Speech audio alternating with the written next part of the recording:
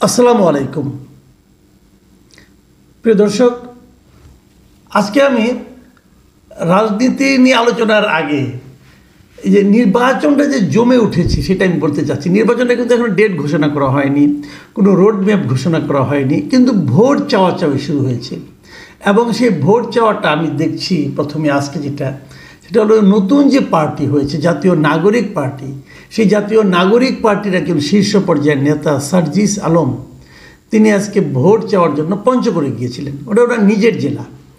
এই জেলায় উনি যখন যাওয়ার পর উনি পাবলিকের কাছে ভোট চান এবং নানাভাবে ভোট চান। কী কী বলেছেন না বলেছেন সেটা আমরা বলবো, আলোচনা করব। কিন্তু তার আগে ওনার একটা বক্তব্য আমার খুব পছন্দ হয়েছে। উনি বলেছেন যে যদি রাজনীতিতে ভুল করি আমি, তাহলে দয়া করে আমাকে শুধরে দেবেন। কাকে বলেছেন? জনগণকে বলেছেন। এইটাই আমার আজকে আলোচনার বিষয়, যে উনি কিছু ভুল করেছেন বলে আমার কাছে মনে হয়েছে। তো আমি শুদ্ধে উনি যাবেন কিনা আমি জানি না, বাট আমি ওনাকে ভুলগুলি বলতে চাই যে এই ভুলটা আপনি না করলেও পারতেন। যেমন ধরুন, উনি ওখানে গিয়েছেন কিভাবে? ঢাকা থেকে সৈয়দপুর পর্যন্ত প্রথমে বিমানে গিয়েছেন। নিশ্চয়ই আগেও যেতেন, নিয়মিতই মনে হয় যেতেন। আমার ধারণা উনি বাড়িতে বিমানে করেই যেতেন ঢাকা থেকে। তো ঢাকা থেকে বিমানে করে সৈয়দপুর নেমে তার জন্য ওখানে একটা বিশাল গাড়িবহর অপেক্ষা করছিল। সেই গাড়িবহরে শতাধিক গাড়ি ছিল বলে একাধিক পত্রিকায় এসেছে। যেমন আমি কালবেলা পত্রিকার হেডলাইনটা যদি পড়ি, ওখানে লেখা ছিল শতাধিক গাড়ির বহর নিয়ে পঞ্চগড়ে সার্জিস। আবার আরেকটা নিউজ, এটাও কালের কণ্ঠের একটা নিউজ, ব্যান্ড পার্টি সহ শতাধিক গাড়ি বহর নিয়ে পঞ্চগড়ে সার্জিস। এরকম অনেক পত্রিকায় নিউজ আসছে।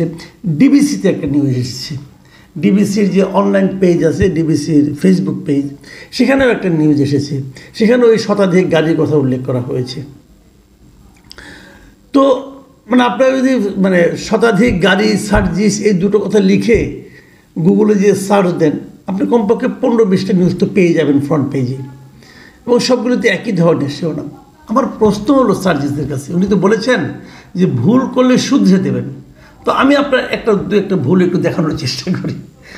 আপনি একটু নতুন পার্টি, আপনাকে লোকে কী হিসেবে চিনে বৈষম্য বিরোধী ছাত্র আন্দোলনের সমন্বয়ক। আপনি একজন ছাত্র, অথবা মাত্রই ছাত্রত্ব শেষ করেছেন, কোনো চাকরি বাকরি করেছেন বলে কেউ জানে না, এবং জানার কোনো কারণও নেই। সম্ভবত চাকরির জন্যই তো আপনারা আন্দোলনটা শুরু করেছিলেন, যে চাকরিতে আপনারা বৈষম্যের শিকার হচ্ছেন, আপনাদের চোখের সামনে দিয়ে অন্যরা চাকরি পেয়ে যাচ্ছে, আপনারা পাচ্ছেন না, বেকারত্বে দিন কাটাচ্ছেন। এরকম একটা সময় তো আপনারা আন্দোলনটা শুরু করেছেন। তাহলে মোটামুটি আপনি একজন বেকার যুবক। আপনি বিমানে করে সৈয়দপুর আপনি যাওয়ার দরকারটা কি ভাই? টাকা হয়ে গেছে হয়তো, বা আমি জানি না, টাকা হয়তো হয়েই গেছে, কিভাবে হয় আল্লাহ জানে। টাকা তো আর আসমানি উপায় আসে না, আসমানি উপায়ে জ্ঞান আসতে পারে, টাকা আসে না ভাই। যাক, বিভিন্ন প্রক্রিয়া টাকা হয়ে গেছে। বাংলাদেশে তো অনেকেই টাকার মালিক হয়ে গেছে, আপনারাও হয়ে গেছেন, সমস্যা কি? তো টাকা হয়েছে বলে টাকা গরম দেখাবেন? আপনাকে বিমানেই যেতে হবে কেন? ঢাকার থেকে পঞ্চগড়ের লোকজন সবাইকে সৈয়দপুরে বিমানে যায়। আচ্ছা, আপনি বিমানে গিয়েছেন, আপনার যানজট সহ্য হয় না, এখন আরামের শরীর নাও হতে পারে, সমস্যা নাই কোনো। সেখান থেকে আপনি শতাধিক গাড়ি বহন নিয়ে পঞ্চগড়ে যাওয়ার দরকারটা কি? কেন এই গাড়ি বহরকে আপনি এন্টারটেইন করলেন? এই গাড়িগুলোর টাকা আসলো কোত্থেকে? আপনি হয়তো বলতে পারেন, আমি তো এগুলো গাড়ি একটাও ব্যবস্থা করিনি, লোকজনে দিয়েছে, লোকজন আমাকে ভালোবেসে গাড়ি নিয়ে এসেছে। ভালোবেসে সব বাংলাদেশে ভাই এই পলিটিক্যাল লিডারদের জন্য ভালোবেসে কত লোক আসে, এটাও তো আমিও বাংলাদেশেই বাস করি, জানি। এবং সেই ভালোবাসার যোগানটা, ফুয়েলটা যে আগে থেকে দিয়ে রাখতে হয় সেটাও জানি। কর্মীরা যত টাকা খরচ হয় তার চেয়ে কয়েক গুণ টাকা যে নিয়ে নেয় নেতার কাছ থেকে, সেটাও জানি। এখন তারাই ফিট করে দেয়, নেতারাই বলে। নেতারা যদি বলে তোমরা গাড়ি নিয়ে এসো না, তাহলে কেউ আসতো না। আপনি আনিয়েছেন গাড়িগুলো, ভুল করেছেন ভাই। আপনি আপনার এলাকায় গাড়ি বহর নিয়ে যেতে হবে, এটা কোন মানসিকতা? আপনি এলাকায় যাচ্ছেন, মাথায় রাখবেন একটা জিনিস মিস্টার সার্জিস আলম, আপনি কিন্তু ওই এলাকার সন্তান। ওই এলাকায় আপনি কত বড় জমিদারের ছেলে, ওই এলাকার লোক সবাই জানে। আমরাও তো জানি না, আমরা দূরে থাকি, হয়তো জানি না, কিন্তু আপনার এলাকার লোক সবাই জানে আপনি কত বড় জমিদারের সন্তান, জানে তারা। তো তারা যখন দেখবে আপনি কি আগে যখন যেতেন এরকম গাড়ি বহন নিয়ে যেতেন? তারা যখন দেখবে যে এই জমিদার পুত্র গাড়ি নিয়ে আসছে, তারা কি এটাকে ভালোভাবে নেবে? কেউ কেউ কি বলবে না যে তুমি এই গাড়ির পেছনে যত টাকা খরচ করেছো, যেভাবে খরচ করেছো তো সেই টাকাটা তুমি গ্রামের এলাকার গরিব মানুষকে দাও। আমি যদিও জানি পঞ্চগড় খুব একটা ধনী এলাকা না, আপনি ওখানে দিতে পারতেন, মানুষকে হেল্প করতে পারতেন। আপনি কিন্তু কিছু মনে করেন না ভাই, আমি আপনার ভুলগুলি ধরিয়ে দিচ্ছি। একটু বয়স হয়েছে তো, আর আপনিও বলেছেন যে ভুল ধরিয়ে দেন। আমি ভুল শুধরে দেবেন আপনি, আমি বলছি আপনাকে। এভাবে শোডাউন করে ভোট পাওয়া যায় না। বাংলাদেশে বহু বড় লোক ইলেকশন করেছে শোডাউন করে, ভোট পায়নি ভাই। ভোট পেতে হলে মানুষের মন জয় করতে হয়। মন জয় করতে পেরেছেন। গাড়ির ভরে যদি আরও 10টা গাড়ি বেশি থাকতো তাহলে কি মানুষে আরও একটু খুশি হতো, আর একটু মন জয় হতো, নাকি আরও একটু বিরক্তি মানুষের মধ্যে উৎপাদন হতো? আমি আপনাকে এক কাজ করি, আমি বলেছিলাম না যে এখানে ডিবিসির ফেসবুক পেজে একটা ওনার ভিডিওটা ছাপা হয়েছে, ওই গাড়ি যে আসছে, আমি আবার দেখেছি ভিডিওটা। অনেকগুলো গাড়ি, শতাধিক হবে কিনা আমি বলতে পারবো না, কিন্তু যে ভিডিওটা দেখানো হয়েছে সেখানে অনেকগুলো গাড়িকে দেখানো হয়েছে। সেই ভিডিওর নিচে অনেকগুলি কমেন্ট আছে। কতগুলি কমেন্ট আছে সেটা আপনারা হয়তো বুঝতে পারবেন একটু পরে। আমি আপনাদেরকে এটা বলছি, আপনারা যদি দেখবেন এখানে মোট কমেন্ট পড়েছে 15,100, এবং এই ভিডিওটা 3,800 জন শেয়ার করেছেন, এবং সেখানে রিয়াকশন পড়েছে 95,000। রিয়াকশন মানে কি? রিয়াকশন মানে কেউ লাইক করেছে, কেউ হাহা দিয়েছে, এবং কেউ লাভ দিয়েছে।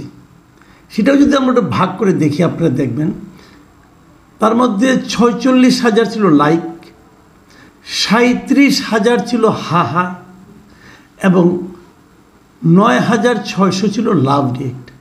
এই যে 9,600, এটাকে আমি ধরি এটা জেনুইন, তাকে ভালোবাসে।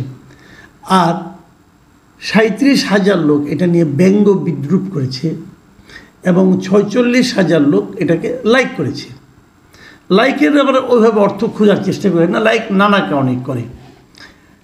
তো এই হলো মানুষের রিয়াকশন। এখন আমি আপনাদেরকে ওখানকার কিছু র্যান্ডমলি আমি কিছু কমেন্ট আপনাদের পড়ে শোনাতে চাই, যে সার্জিস যে মানুষের কাছ থেকে পরামর্শ চেয়েছে সেই পরামর্শগুলি সার্জিস সাহেব এখানে পেয়ে যাবেন। আমি একদম র্যান্ডমলি নিয়েছি, আপনি এটা যেভাবে আমি আপনাদের স্ক্রিনশট দেখাচ্ছি আপনি দেখলেই বুঝবেন এটা র্যান্ডমলি নেওয়া।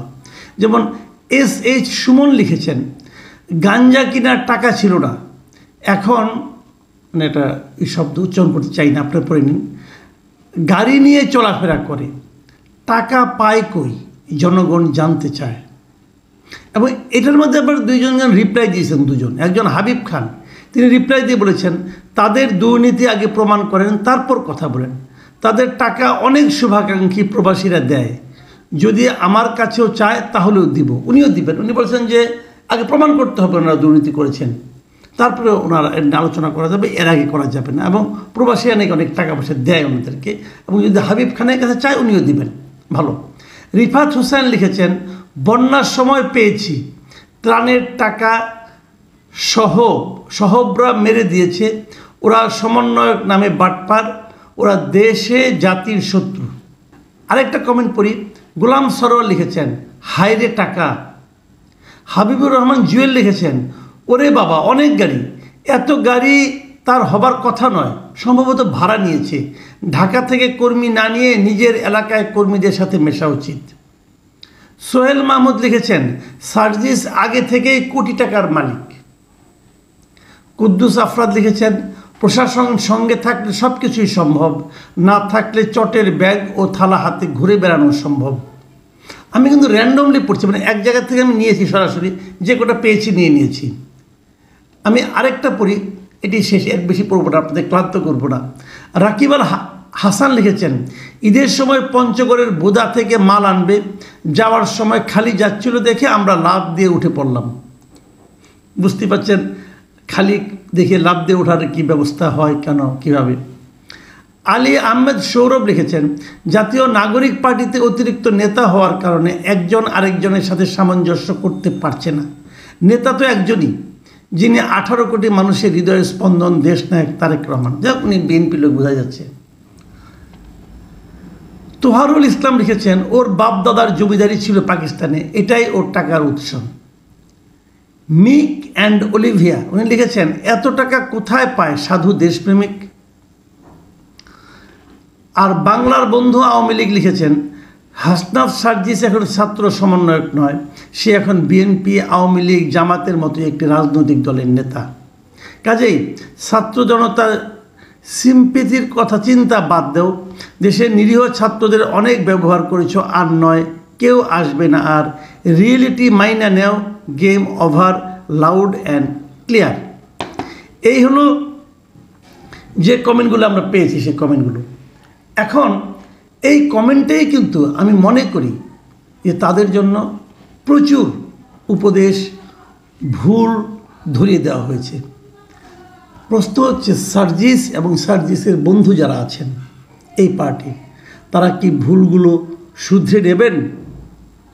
যদি শুধরে নেন তাহলে ভালো, আর যদি শুধরে না নেন তাহলে ওনাদের জন্য কি পরিণতি অপেক্ষা করছে সেটা দেখার জন্য আমাদের আরও কিছুদিন অপেক্ষায় থাকতে হবে। প্রিয় দর্শক, এখন এই পর্যন্তই। আল্লাহ হাফেজ।